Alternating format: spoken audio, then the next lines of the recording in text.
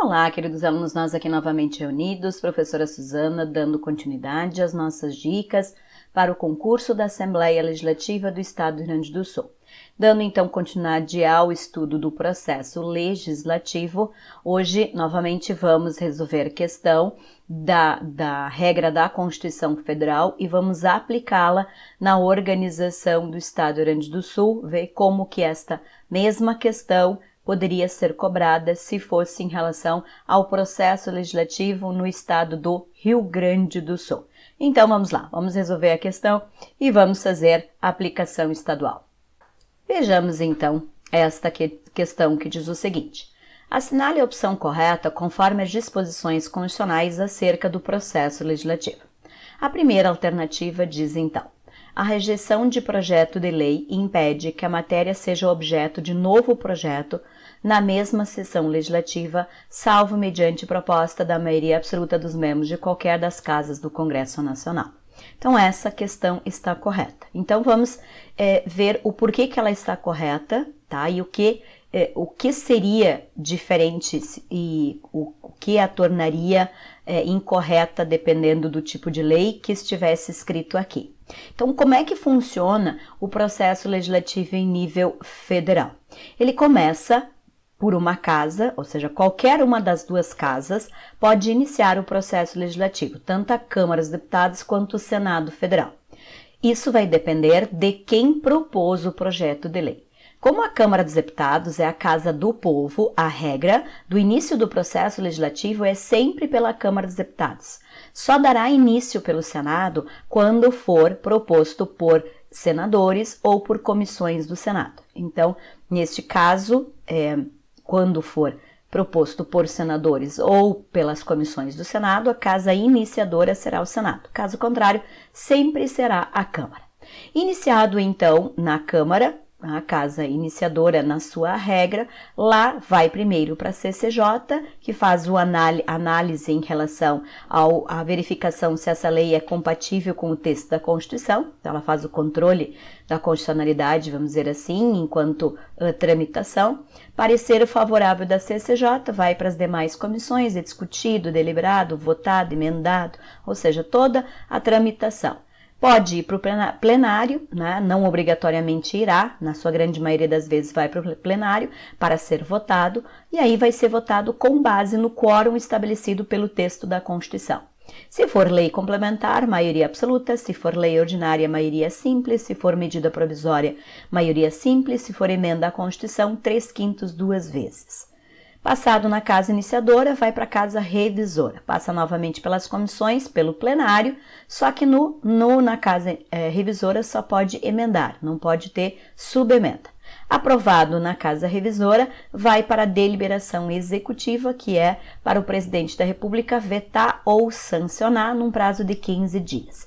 Vetando, ele tem que vetar ou de forma jurídica ou de forma política, e aí volta para o Congresso Nacional, na sessão unicameral, para poder derrubar o veto ou não derrubar o veto. Volta para o presidente da República para ele promulgar em 48 horas. Não o fazendo, volta a competência para a promulgação para o presidente do Senado. Acabou aí a nossa tramitação do processo legislativo. Estamos então na última fase do processo legislativo, que é a promulgação. Isso pode ter acontecido numa sessão legislativa, ultrapassado uma sessão legislativa, ou seja, pode ter demorado algum tempo.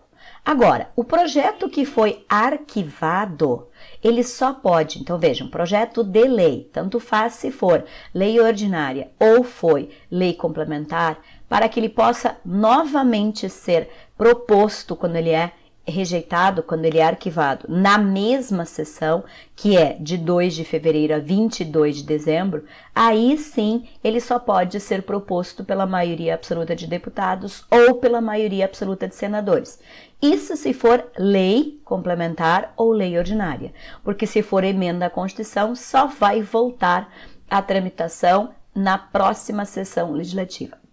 Não existe a possibilidade de proposição pela maioria absoluta de deputados ou senadores. É por isso que a primeira alternativa está correta. Então, a rejeição de projeto de lei que foi então rejeitado numa sessão legislativa, não pode voltar na mesma pelo mesmo proponente, só pode voltar na mesma sessão legislativa pela agora proposta da maioria absoluta dos membros de cada uma das duas casas, ou da Câmara ou do Senado. Então, é por isso que essa questão está correta aqui na A. O que está errado na B em relação à tramitação do processo legislativo? Diz a segunda questão: o silêncio do presidente da República quanto a projeto de lei aprovado pelo Congresso Nacional e encaminhado a ele para veto-sanção importará em veto ao texto. Silêncio não é sinônimo de veto, silêncio é sinônimo de aprovação. Então, veto ou sanção, silêncio é sinônimo de sanção. Chamamos isso de sanção tácita, quem cala consente.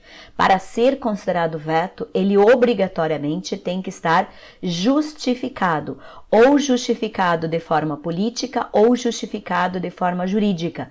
E esse veto, ele pode tanto ser parcial como ele pode ser total. Então, silêncio é sinônimo de sanção, não é sinônimo de veto. Por isso que a B está incorreta.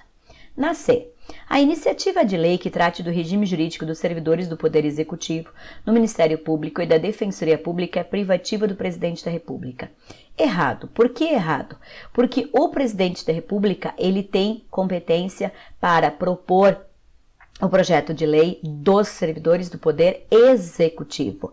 Como o Ministério Público e a Defensoria Pública hoje têm autonomia, ou seja, elas mesmas se auto-administram, então elas também têm legitimidade para a proposição dos seus projetos de lei em relação a seus servidores. Por isso que a iniciativa aqui não é uma iniciativa privativa do Presidente da República, do Poder Executivo.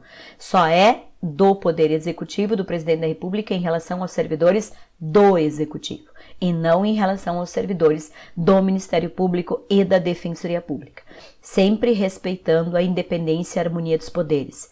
Então, na questão da iniciativa, o Presidente da República vai ter competências privativas que são só dele, que é em relação às competências de chefe de Estado, bem como as da Administração Pública Federal, Poder Executivo. Já no que tange a questões que envolvem a população de uma forma geral, essa iniciativa tanto pode ser do presidente, como pode ser de qualquer deputado, como pode ser de senador, como pode ser da iniciativa popular. Nós estamos aí falando de competências legitimadas para mais de um.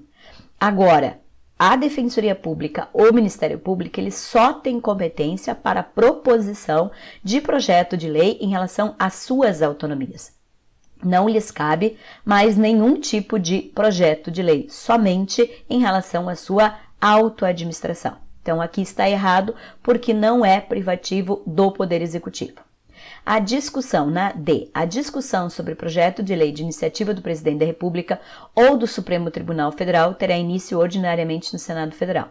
Não, terá início na Câmara dos Deputados, a Casa do Povo, por onde dá início os projetos de lei é a Casa do Povo e não a Casa do Senado. Senado só dará início quando for proposição de deputados e senadores.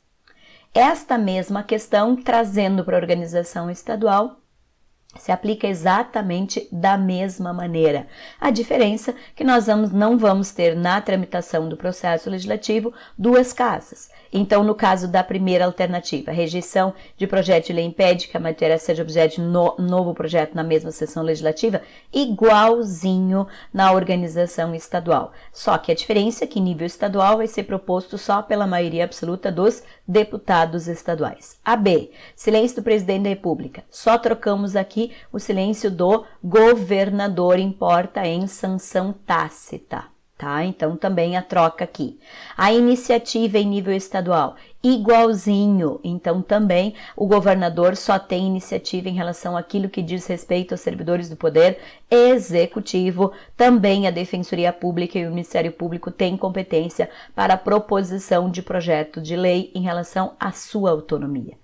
E a última, a discussão então dos projetos de lei de iniciativa do governador e do Tribunal de Justiça começarão pela Assembleia Legislativa, porque em nível estadual nós não temos duas casas. Então, esta é a regra aplicando o princípio da simetria para a organização estadual.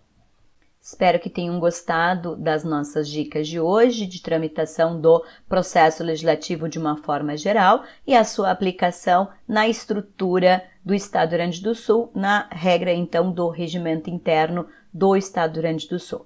No nosso próximo vídeo, na nossa próxima aula, a gente vai finalizar mais uma dica em termos de processo legislativo e partimos aí para o estudo do regimento interno. Um bom estudo e encontro vocês no nosso próximo vídeo. Tchau!